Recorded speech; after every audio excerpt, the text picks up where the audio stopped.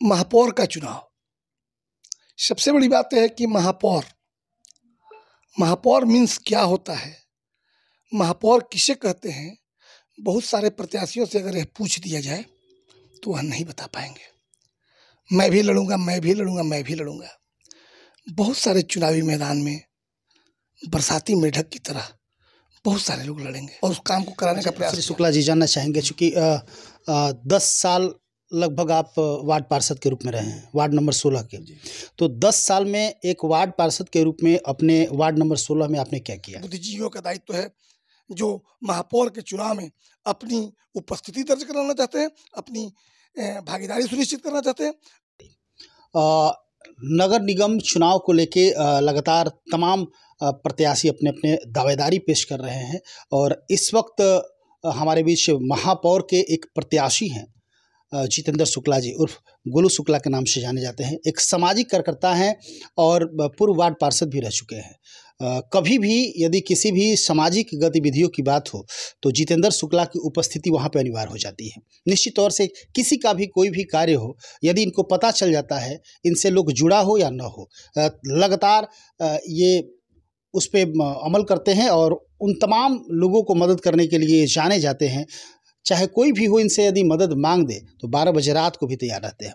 लेकिन ये जो चुनाव है, महापौर का जो चुनाव है, कहीं ना कहीं बहुत दूसरे रूप में चल रहा है और तमाम प्रत्याशी, बहुत सारे बाहुबली और पैसे वाले लोग चुनाव लड़ रहे हैं। तो इस लड़ाई में आरा नगर निगम की जनता किसको चुनेगी, ये तो समय बताएगा कि अब की बार सामाजिक लोगों को चुना जाएगा, ईमानदार और कर्मठ लोगों को चुना जाएगा, या फिर इस चुनाव में भी पैसे का इम्पोर्टेंस रहेगा, ये तो समय बताएगा। लेकिन इस वक्त हमारे साथ मौजूद है जितेंद्र शुक्ला उर्फ गोलू शुक्ला। आइए जानते हैं, इनकी विचारधारा को जानते हैं और कैसे इनके मन में ये आया कि मुझे चुनाव लड़ना चाहिए, क्या क्या बताएंगे, इनका एजेंडा क्या है। बात करते हैं हम जितेंद्र शुक्ला जी से।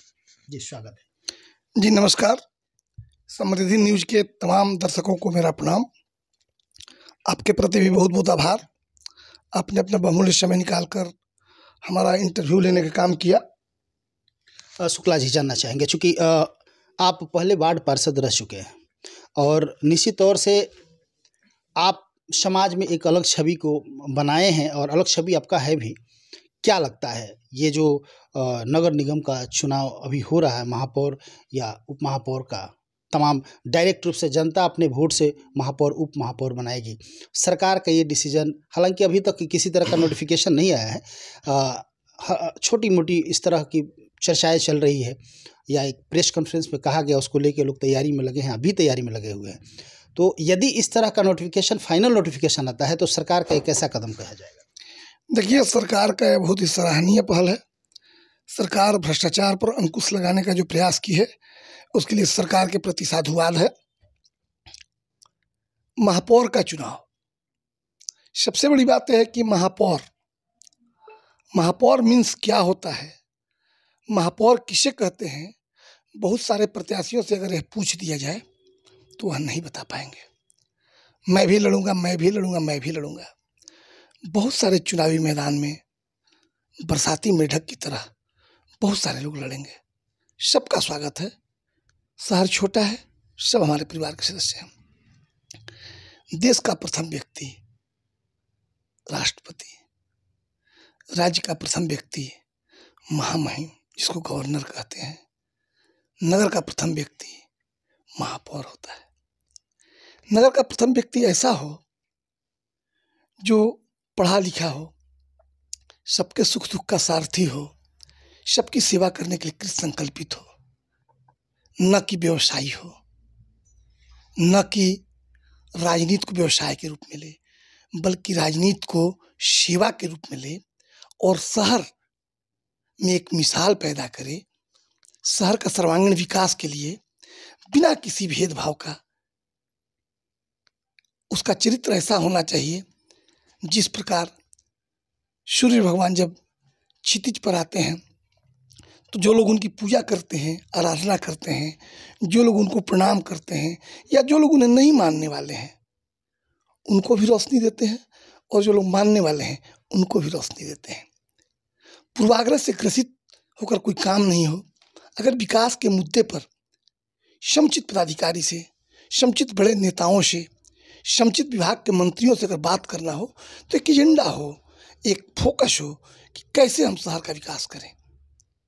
यहाँ तो लड़ना चाहते हैं, आपका विजन क्या है, तो लड़ेंगे, जीत के आएंगे तो अपना विजन बताएंगे। अरे भैया, कोई टमाटर है कि बाजार में जाएंगे, सब्जी खरीद के लाएंगे तो उसको आलू बैंगन के साथ बनाएंगे कि उसको आलू गोभी के साथ बनाएंगे? टमाटर तो है नहीं। महापौर के प्रत्याशी आप भी हैं? जी, मैं महापौर का प्रत्याशी हूँ। विजन आपका भी होगा? एकदम निश्चित रूप से। अच्छा, जानना चाहेंगे शुक्ला जी, चूंकि तमाम लोग अभी आपको देख रहे हैं इस वक्त, जैसे कि आपने बताया कि राजनीति की यदि बात करें तो तमाम व्यवसायी लोग चुनावी मैदान में हैं और भी बहुत सारे लोग चुनावी मैदान में हैं, तो राजनीति को व्यवसाय न समझा जाए, या महापौर का चुनाव, यदि आप चुनाव जीतते हैं, महापौर बनते हैं, तो इसको व्यवसाय के दृष्टिकोण से न देखा जाए। जी, तो जनता जो तमाम लोग देख रही है, क्या विश्वास है जितेंद्र शुक्ला यदि महापौर बनते हैं तो व्यवसाय नहीं करेंगे? देखिए, मैंने अपने फेसबुक वॉल पर डाला है, अपना विजन भी डाला है और अपना मिशन भी डाला है। अगर मैं जीतता हूँ जनता के आशीर्वाद से, जनता के सहयोग से, तो यह मेरी जीत नहीं होगी या किसी जाति विशेष की जीत नहीं होगी, बल्कि यह समाज के उन तमाम बुद्धिजीवियों की जीत होगी जो समाज के प्रति रचनात्मक सोच रखते हैं। पहली बात, बहुत सारे मैं 2002 में जब मैं होश संभाला इन दैट सेंस कि मैं तो 30-32 वर्षों से राजनीतिक जीवन में हूँ। 2002 में पहली बार स्थानीय निकाय के चुनाव की शुरुआत हुई। बहुत दिनों से चुनाव नहीं हो रहा था, तो मेरा सीट जो था उस समय नगर पालिका हुआ करता था। 2002 में मैंने दलित महिला को 850 वोट से चुनाव जिताया था अपने क्षेत्र से। उसके बाद 2007 में नगर निगम हुआ, मैं स्वयं चुनाव जीता, भारी बहुमत से जीता। 2007 से 2012 और 2012 से 2017 तक मैं स्वयं प्रतिनिधि के रूप में कार्य किया, लोगों की सेवा किया। जो लोग मेरे सेवा को जानते हैं, जो लोग मुझे पहचानते हैं, वह जानते हैं कि मैं होल टाइमर हूँ। महापौर एक ऐसा पद है, यह पार्ट टाइम जॉब नहीं है। आपको होल टाइमर बनना पड़ेगा, शहर की जनता का हमदर्द बनना पड़ेगा, शहर के सुख दुख का साथी बनना पड़ेगा, शहर के उन हर गतिविधियों पर निगाह रखनी पड़ेगी जो जनता के हित में है। 2017 के बाद जितेंद्र शुक्ला मैदान में नहीं आए। 2017 के बाद जो था, सीट महिला के लिए, सामान्य महिला के लिए आरक्षित हो गया और मेरी माँ 80 वर्ष की थी। लोगों का दबाव था कि माताजी को लड़ाइए। मैंने कहा मैं माताजी को नहीं लड़ाऊंगा। लोगों ने कहा अपने पत्नी को लड़ाइए। मैंने कहा कि पत्नी भी मेरी नहीं लड़ेगी। जो लोग 10 वर्षों तक सारथी के रूप में मेरे साथ काम किए हैं, एक समाज सेवी भाई दिलीप सिंह जी, जो रात में 2 बजे किसी का तबीयत खराब होता है, कहाँ है दिलीप भाई, तो जी भैया, तो आइए जरा हॉस्पिटल चलना है। वो गाड़ी लेके आते थे, हम लोग हॉस्पिटल इलाज करके उनको लाते थे। तो ऐसी परिस्थिति में जो साथ में जीता मरता है उसको भी कुछ मिलना चाहिए। मैं इसी उद्देश्य से, बहुत सारे वार्ड से हमको ऑफर आया था कि आप चुनाव लड़िए, लेकिन मैंने एक शब्दों में इनकार कर दिया कि नहीं, मैं ऐसा नहीं करूँगा। और मैंने दिलीप सिंह की वाइफ, पत्नी को, अंजनी सिंह और फुड़िया, जो छोटी बहन की तरह है, मैंने उसको चुनाव लड़ाया भी था, लेकिन परिणाम जो था आशा के अनुकूल नहीं आ सका। फिर भी मैं अपने क्षेत्र के वार्ड नंबर 16 की जनता को के प्रति आभार व्यक्त करता हूं कि यहाँ लोग विकट परिस्थिति में साथ छोड़ देते हैं, लेकिन पूरे क्षेत्र की जनता ने मुझे वोट दिया। हालांकि मेरा कैंडिडेट 2 वोट से चुनाव हारा, फिर भी मैं पद पर नहीं रहने के बावजूद भी 5 सालों तक लगातार लोगों के संपर्क में रहा और जिन लोगों ने मुझे खोजा या जिन लोगों ने मुझसे कोई काम के लिए कहा, मैं पूरा तन मन से उनका सहयोग किया और उस काम को कराने का प्रयास श्री किया। शुक्ला जी, जानना चाहेंगे, चूँकि 10 साल लगभग आप वार्ड पार्षद के रूप में रहे हैं, वार्ड नंबर 16 के, तो 10 साल में एक वार्ड पार्षद के रूप में अपने वार्ड नंबर 16 में आपने क्या किया? देखिए, विपक्ष की राजनीति करने के बावजूद भी मेरा काम, मैं अपने मुंह से क्या बोलूं, जनता आपको बताएगी। आज माननीय RK सिंह जी ऊर्जा मंत्री हैं, तो आज लोग उनकी लाइट लगाने की प्रशंसा करते हैं। जब 2007 में हम लोगों ने पहली बार चुनाव जीता तो एक सोलर लाइट आया, हर वार्ड में एक सोलर लाइट। बहुत सारे लोग सोलर लाइट का क्या मैं नहीं कह सकता उन पर टीका टिप्पणी, लेकिन मैं और दिनेश मुन्ना दोनों आदमी अपना सोलर लाइट हम लोगों ने कहा कि नगर निगम में रखिए, हम लोग वॉच करते हैं कि कहाँ इसकी ज़रूरत है। उसी दरमियान किसी की मृत्यु हुई और हम लोग गांगी मुक्ति धाम में गए, शमशान घाट पर। वहाँ धूप अंधेरा था और काफ़ी लोगों को परेशानी हो रही थी। फिर हम और दिनेश मुन्ना, वो भी एक अच्छे इंसान है और अच्छे निगम पार्षद भी हैं, अभी वर्तमान समय में वो हैं भी। तो दोनों आदमी हम लोगों ने निर्णय लिया और हम लोगों ने अपना पहला सोलर लाइट, मैं और दिनेश मुन्ना जी, हम लोगों ने मुक्ति धाम को दिया। और 2 सोलर लाइट वहाँ जो अभी आप देख रहे हैं वो हमारा ही और दिनेश मुन्ना जी का दिया। वो 16 नंबर वार्ड में आता है? नहीं, आप अपने वार्ड में क्या किए? ना, सुन लीजिए। अपने वार्ड में जो लाइट है, उस समय बड़का गांव तक के लोग डेली पैसेंजर करते थे, डेली पैसेंजर। तो मैं जैन कॉलेज के पिछला गेट से लेके और चांदमारी टीला तक के रोड का पक्कीकरण कराया और उस लाइट का, और जितना लाइट है, ताकि किसी आने जाने वाले लोगों को परेशानी न हो, यात्रियों को, मैंने उसको लाइट लगवाया। उसके बाद मेरे क्षेत्र में जो था, डॉक्टर पी सिंह से लेकर और उस समय हीरो एजेंसी तक हमारा क्षेत्र पड़ता था, तो मैं मेन रोड पर भी लाइटिंग कराया। मैं जब चुनाव जीता तो वन विभाग से कहकर एसबी कॉलेज, मेरे क्षेत्र के बाहर भी एसबी कॉलेज से लेकर चंदवा सूर्य मंदिर तक और चंदवा सूर्य मंदिर से लेकर पुरानी पुलिस लाइन तक, रोड के किनारे जो आप दोनों पेड़ देख रहे हैं, आप वन विभाग में मुरारी पांडे जी हैं, उसके गवाह हैं। मुरारी पांडे जी से मैंने आग्रह किया और मुरारी पांडे जी के ही सौजन्य से रोड के दोनों तरफ वृक्षारोपण कराया गया। जो आज भी आप बड़े बड़े वृक्ष देख रहे हैं, कुछ तो आंधियों में गिर गए, कुछ विद्युतीकरण हो रहा था नए सिरे से, तो कुछ पेड़ को काटा गया।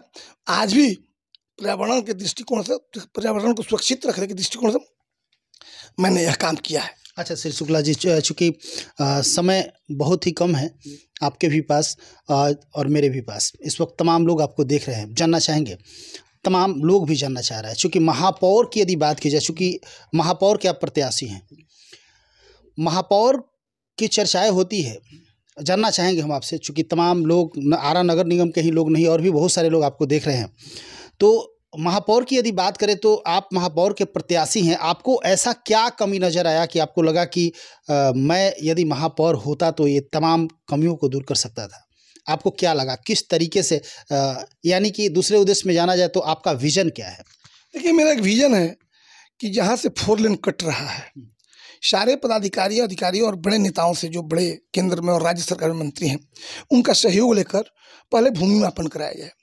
भूमि मापन के बाद पिलरिंग कराया जाए और पिलरिंग करा के दोनों तरफ से जल निकासी की समुचित व्यवस्था, और अतिक्रमण से जब जगह मुक्त हो जाएगा तो रोड काफ़ी चौड़ा हो जाएगा।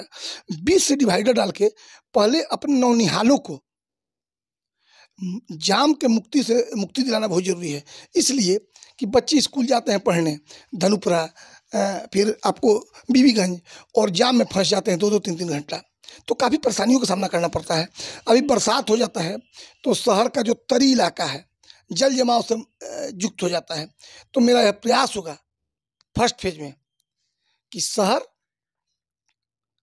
को जाम से मुक्त कराया जाए, जल निकासी की समुचित व्यवस्था की जाए, पर्यावरण को संतुलन में रखने के लिए, पर्यावरण से को प्रदूषण से बचाने के लिए वृक्षारोपण कराया जाए, लाइटिंग समुचित व्यवस्था की जाए, शहर का सौंदर्यीकरण हो ताकि बाहर के लोग आए। मैं चाहता हूं कि शहर ऐसा लगे कि बाहर से आने वाले जो पर्यटक हैं, ऐतिहासिक स्थल भी है यहाँ बगल में, जगदीशपुर है, बीरवाकुड़ा कुंवर सिंह की धरती रही है, और कार्य क्षेत्र रहा है, कर्म क्षेत्र रहा है, जो बहुत ऐतिहासिक स्थल है। फिर आपको भभुआ है, सासाराम है। तो इन तमाम जगहों पर पर्यटक जो जाते हैं, और जब आरा शहर से आते और जाते हैं, तो शहर से निकलते और शहर में आते जो गंदगी का अंबार नजर आता है, वह खुद पर खुद आरा नगर निगम की स्थिति को बयां करता है। बहुत कहने की जरूरत नहीं। शहर के जो लोग रहनुमा बनने का सवांग रचते हैं, उन लोगों ने इस शहर को जिस रूप में लूटा है, उसकी जितनी निंदा की जाए कम है। मैं किसी का नाम नहीं लेना चाहता। यह बुद्धिजीवियों का शहर है, यह क्रांतिकारियों का शहर है। मैं तमाम शहर के बंधुओं से अपील करता हूं कि आप एक बार मौका दें, आप जितेंद्र शुक्ला को जांचे परखे एक बार मौका दें, शहर का सर्वांगीण विकास होगा। यह जितेंद्र शुक्ला की नहीं। एक बात और बता देना चाहते हैं, बहुत लोग र्यूमर फैला रहे हैं कि अगर महिला सीट होगा तो कौन लड़ेगा। मैं बताना चाहता हूं कि अगर महिला सीट भी होगा तो महापौर की पद की गरिमा को बरकरार रखने के लिए मैं एक कुर्बानी देने के लिए तैयार हूं। मेरी पत्नी दिल्ली से रिजाइन करके आएगी। अगर पुरुष सीट रहा तो मैं लड़ूंगा, और महिला सीट रहा तो मिसेज रेखा चुनाव लड़ेंगी, और निश्चित रूप से लड़ेंगी। मैं इस शहर को कुछ देना चाहता हूँ। अब शहर के लोग मेरा कितना उपयोग करना चाहते हैं, यह शहर के उन तमाम बुद्धिजीवियों का दायित्व है जो महापौर के चुनाव में अपनी उपस्थिति दर्ज कराना चाहते हैं, अपनी भागीदारी सुनिश्चित करना चाहते हैं, अपने कर्तव्यों का निर्वहन करना चाहते हैं। अच्छा श्री शुक्ला जी, जानना चाहेंगे चूँकि लोगों का मानना है कि जितेंद्र शुक्ला बिंदास व्यक्ति हैं, ईमानदार हैं। क्या लगता है कि एक महापौर पूर्णतः यदि बात की जाए आरा नगर निगम की, चाहे किसी भी नगर निगम की या नगर पंचायत की बात करें, तो क्या 100% कार्य करने में सफल हो पाएगा? देखिए, नहीं, सिर्फ उसके बाद मेरा कुछ दूसरा क्वेश्चन जी, दृढ़ इच्छा शक्ति अगर हो तो पत्थर पे भी दूब उगाए जा सकते हैं। यदि 100% कार्य नहीं हुआ, नगर निगम में बहुत सारी चीज़ें हैं जो कि नहीं हो पाया, तो चूँकि महापौर की बात की जाए या किसी भी पद की बात की जाए, दागेदार हो जाता है।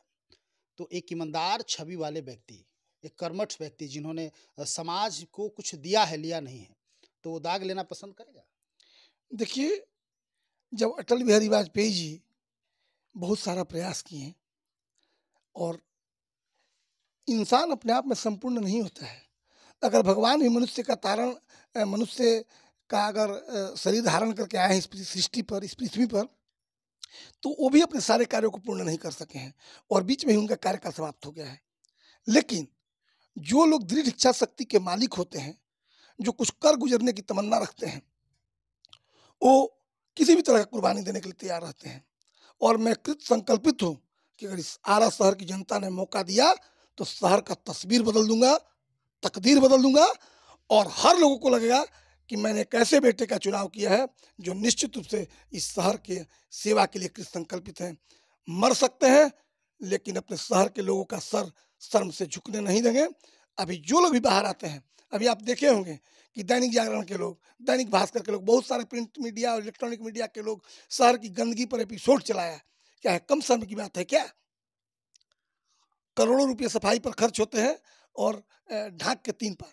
करोड़ों रुपये आते हैं नाला बनने के लिए और नाला पूर्ण नहीं होता, तुष्टिकरण की नीति अपनाई जाती है। इस शहर के विकास के लिए इसको 4 भागों में बांटना होगा, ABCD करके, और प्लान में शहर के बुद्धिजीवियों का एक कमेटी गठित करना पड़ेगा, जो प्लानर हैं, जो विदेशों से पढ़ के आए हैं, जो विदेशों से रह कर आए हैं, उन तमाम लोगों का एक कमेटी बनाना पड़ेगा, उनसे सलाह मशविरा करना पड़ेगा, और एक विधिवत व्यवस्था सज्जित बनाया जा सके। और इसके साथ साथ शिक्षा और स्वास्थ्य पर भी महत्वपूर्ण ध्यान देना होगा ताकि इस शहर में का सर्वांगीण विकास हो सके। अच्छा शुक्ला जी, जानना चाहेंगे, चूँकि बात नगर निगम की होती है और बात महापौर की होती है, तो दिखने लगता है तमाम वैसे धुरंधर लोगों को जो पैसे से भी मजबूत हैं, बाहुबली हैं, वैसे लोग भी, बड़े बड़े व्यवसायी भी आ रहे हैं। तो क्या लगता है कि उन लोगों के सामने एक सीधा साधा ईमानदार, झोला लेके फक्कड़ की तरह चलने वाला जितेंद्र शुक्ला को आरा नगर निगम के लोग एक्सेप्ट करेंगे?